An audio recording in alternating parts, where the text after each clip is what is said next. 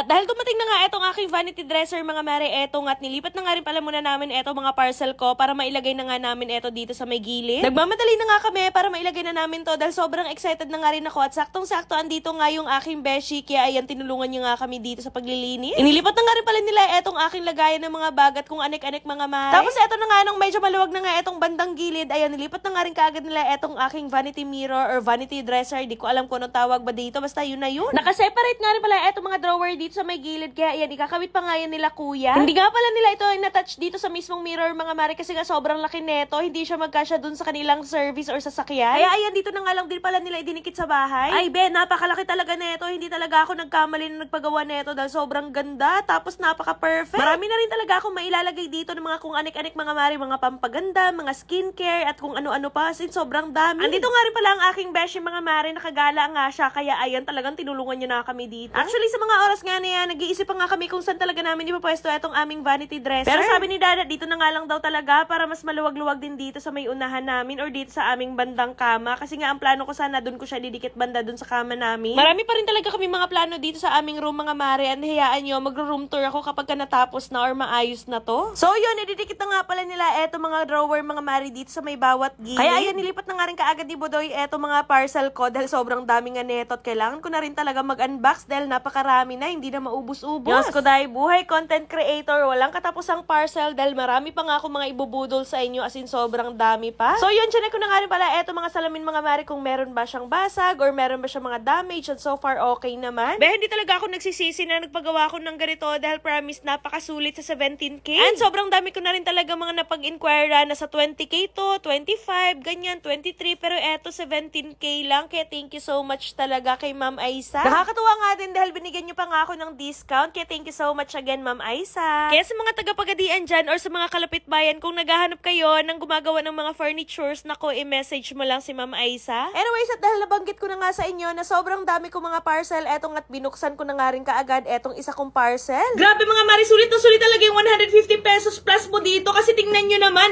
sa 150 plus nyo, aba, meron ka ng napakaraming biscuit. Ayan, 7 na yan. 1, 2, 3, 4, 5, 6. Ayan, nahulog pa yung isa. Ayan, 7. Marami nga rin pala siya mga available na mga flavors, guys. And 2 sets nga pala yung binili ko. Ayan, kitang-kita nyo naman. Grabe, sulit na sulit talaga siya sa 150 plus nyo, guys. Dahil napakamura niya lang talaga. At perfect na perfect to kapag ka may mga junakis kayo na nag-aaral na nakapambaon nila sa school. Ayan, tingnan nyo, napakarami na. Ayan, diba, sulit na sulit talaga sa 150 plus. Kaya kung ako sa inyo, mag-check out na rin kayo, be. Nandyan sa yellow basket or nandyan sa comment section. Kaya go, check out na. Mabilis lang tumaubos. Talaga mabilis lang sila mag-sold out. Ayan, sulit na sulit. At kung maitatanong nyo naman kung ano yung mga flavors na sinasabi ko, ayan, meron silang cookies, assorted chocolates, chocolate cookies, meron silang butter cookies, at may assorted biscuits din sila. Kaya ano pa hinihintay nyo, mag-check out na kayo, dali!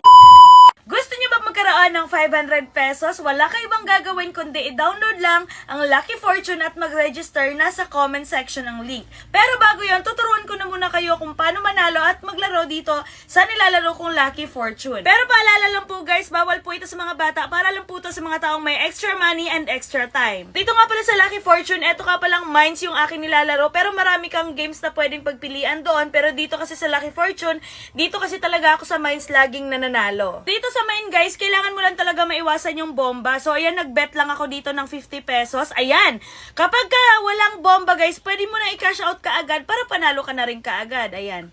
O yun o, di ba? Di ba? Ay, isa pa. Yun o, so ayan, pwede natin siyang i-cash out. O ayan, cash out na natin kaagad. O diba? Apakadali lang talaga, ganun lang talaga kadaling manalo at maglaro dito. So ayan, magbe-bet pa tayo guys. Ayan. So, kung gusto mo na i-cash out kaagad para panalo ka na kaagad, i-cash out mo na. Pwede mo na siyang i-cash out. Ganun lang talaga kadaling manalo at maglaro. Ayan, no?